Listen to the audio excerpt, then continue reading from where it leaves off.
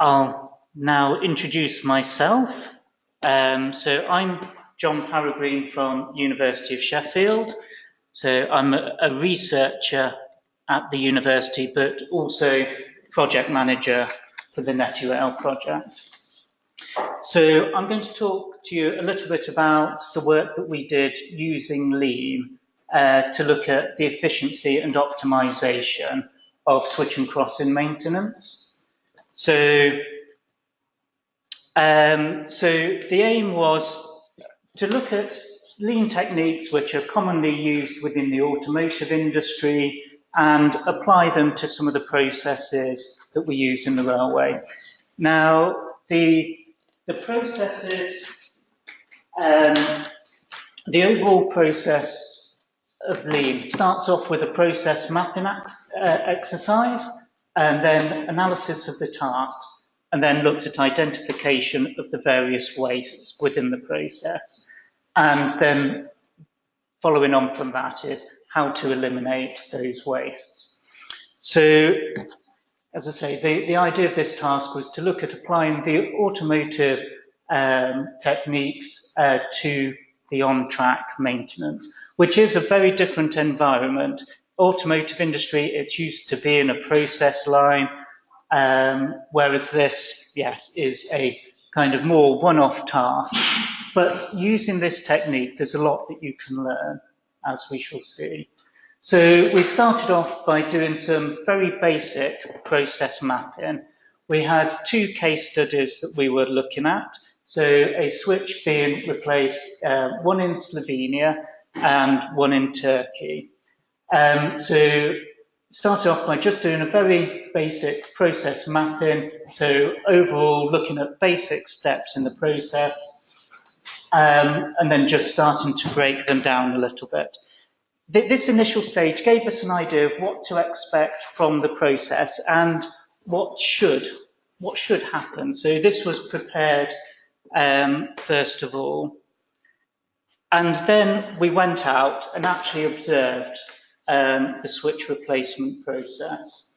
So as part of that, we observed the tasks, broke it down into actual individual tasks, and then collected the data on these subtasks.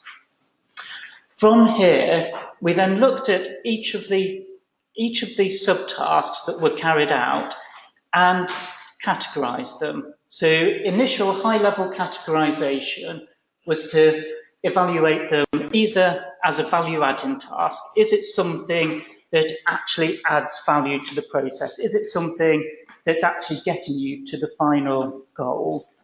The second category is a non-value add-in but necessary task. So, for example, moving equipment to the site. It doesn't actually add any value. It's not actually helping to produce the final switch in the location, but it's something that you have to do. And then thirdly, we categorize some of the tasks as wastes. So some of the breakdown of the different wastes that are used within Lean, we've got these 7 categories. So transport, so are you overly moving the products? Inventory, are you, for example, building up too much of one thing before it's ready to be used? Motion, again, that is about people and the product unnecessarily moving. And again, that's something that we saw quite a lot in our observations. Waiting, so people waiting for a task to be completed before they could do their work. Overproduction, so this is producing too much before the next stage of a process is ready for your parts. Overprocessing, which is, that's all about almost producing something too high a quality. Are you putting a lot of effort into something, more effort than is required? And then defects, so where things have been done incorrectly. So we used these categories of waste and assigned them to to the tasks that were identified as wastes. So as I say, we carried out 2 observations, one in Turkey and one in Slovenia. They were slightly different applications. So in Slovenia, the whole track was being remodelled around a station. So it was a very large work site, and a lot of new track being installed all in one location, as well as quite a few. It was just one of many switches. The observation in Turkey, that was just a single switch replacement that we observed. They were also carried out by different methods. So in Turkey, the switch was assembled by the side of the track and then moved in one modular piece into position. Whereas in Slovenia, the switch was actually constructed in situ. So the sleepers were laid and then the switch components were laid on top. Okay, so how we actually carried out the observations, there's me. So I would identify individual tasks with my scrawly handwriting, identifying what the task was, the start and end time, but also the number of people and resources that were used in that task. Now, in this, it was those resources that were actually physically utilised in that task. So, for example, if there was 5 people stood around a particular area, but there was only 2 people actually physically carrying out actions, only 2 people were counted as resources being used. I photographed each task to help me identify what was happening, but we also had a couple of action cameras set up, taking some time-lapse videos. So here is just an example. I won't play it for too long, but by taking the time-lapse video, it allowed us to go back. So if I needed to refer to it, I was a bit unsure what I'd written about the task. I could go back to the video. I've got the timestamp so I can work out the timings. And again, check how many people were involved. So that video was taken in Slovenia. So using that data, we could then physically plot out all of the different tasks, put them into order, and see how they all fitted together over the time period. So this is an example this is from Turkey. But also we could then start to categorise those tasks as I described previously and identify the different wastes.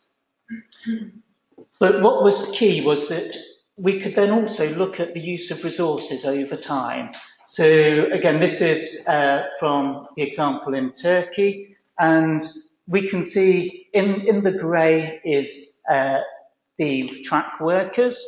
And so you can see the peaks and troughs in the use of the track workers. Now, on this particular switch replacement, it was just a single switch replacement. So when staff were underutilised in the middle, they were literally underutilised. They were waiting for the next opportunity for them to carry out the work. But you can also have a look at the use of machinery, and we see in some points that some of the loader equipment was overutilised, that it was actually being carried out had to move from one job to another, and was being overutilised. So some of the observations, some of the main observations and conclusions that we identified, there was quite a few wastes of things not being done right first time. So, for example, simple mistakes. For example, where an insulated block joint should have been used, initially a normal fish plate joint was installed, and then it had to then be removed. Somebody checked it later, it had to be removed and replaced. And simple observations like that, which then led to recommendations. Could you do more in the first place with marking? Some of the sleepers were initially in the wrong place and needed moving or cutting, or in some cases in Slovenia, they'd actually needed to replace some of the long sleepers. Long sleepers have been put in the wrong location. So after they'd been installed, they then needed unclipping and replacing. So there was a lot of observations like that, that if you were to use different marking techniques, you could eliminate some of the wastes, some of the mistakes, but also in terms of some of the weighting. Weighting was a big issue. That in both cases, a lot of the time, you were limited on the machinery in use, that you had a loader which was overutilised, so people were waiting for that to finish its task. So potentially improved lifting and moving operations, they could be massively improved. But also, if we just look back to the example in Turkey, that you've got this is the old switch coming out, and this is the new switch going in. And you can see that there's the dip in the middle, which that was actually whilst the workers were waiting for the ballast to be cleared and re-levelled. And the way that this had been set up, the switch had already been built by the track side. So in the morning, that had already been built up before the old switch had been removed. But actually, you could fit building up the switch into this gap here. So actually get better utilisation out of your workers by actually replanning how the work is carried out. But also as part of the deliverable, which is a public deliverable, so please do take a look.